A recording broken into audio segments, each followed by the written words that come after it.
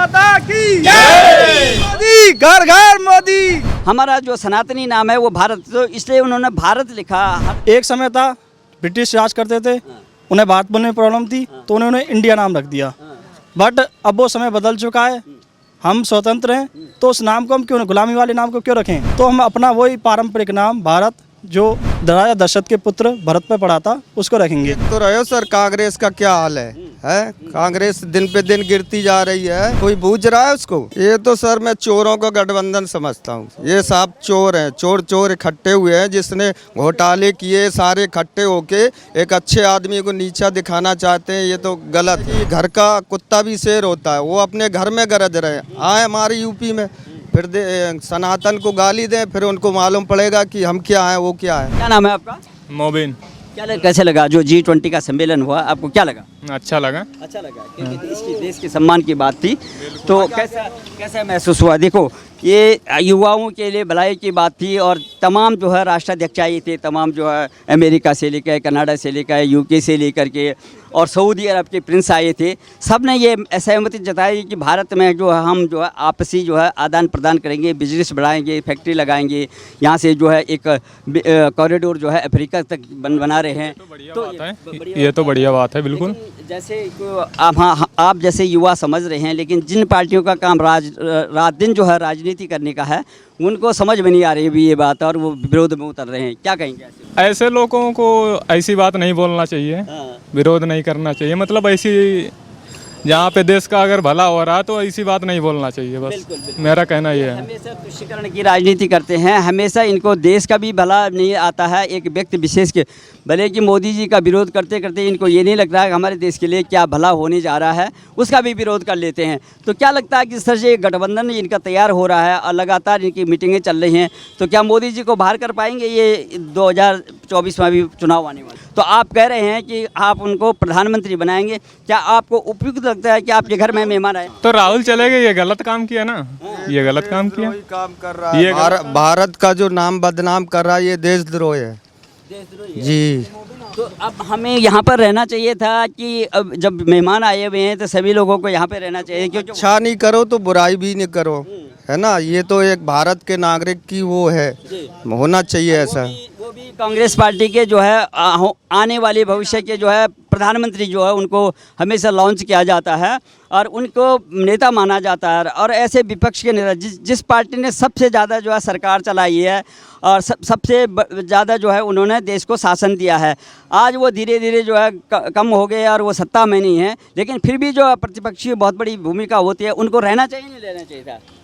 रहना चाहिए और सबका सम्मान करना चाहिए, स्वागत करना चाहिए। बिल्कुल, हाँ बिल्कुल।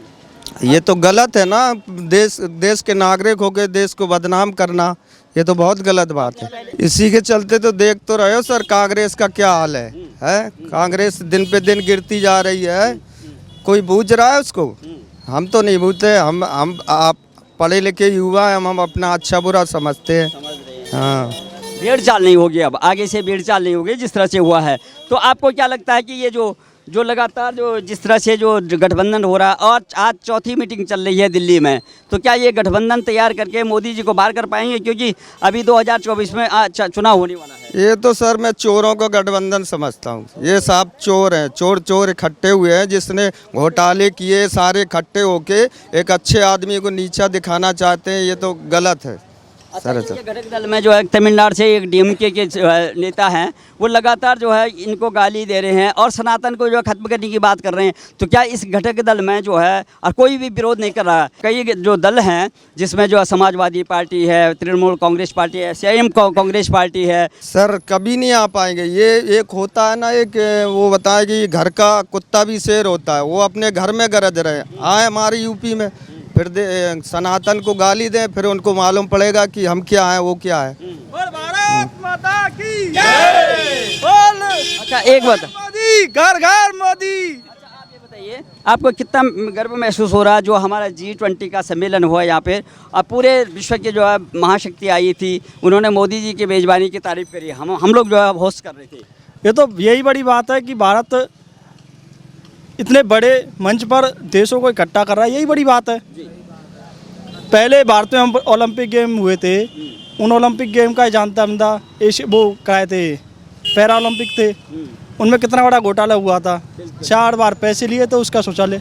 तो ये बहुत बड़ी बात है कि देश की संस्कृति को दिखा रहे हैं। किसी देश की पहचान उसकी संस्कृति से होती है, तो यही सबसे बड़ी बात है कि मंच अब इतने बड़े मंच पर भारत की संस्कृति को दिखा रहे हैं। और ये भी दिखाया गया है कि ये इंडिया जो नाम है वो हमारा विदेशी नाम है, जो विदेशी ताकतों ने दिया है। हमारा जो सनातनी नाम है वो भारत, तो इसलिए उन्होंने भारत लिखा हर जो है उसमें। हर चीज़ का एक मतलब होता है। एक समय था ब्रिटिश राज करते थे, उन्हें भारत बोलने में प्रॉब्लम थी, तो उन्होंने इंडिया नाम रख दिया। बट अब वो समय बदल चुका है, हम स्वतंत्र हैं, तो उस नाम को हम क्यों, गुलामी वाले नाम को क्यों रखें? तो हम अपना वही पारंपरिक नाम भारत, जो राजा दशरथ के पुत्र भरत पे पड़ा था, उसको रखेंगे। उससे रखेंगे। तो जिस तरह से इस पे भी विरोध हो रहा है कि एक मतलब होता है ना, भारत का एक मतलब है, इंडिया का क्या मतलब है? कोई मतलब नहीं निकलता।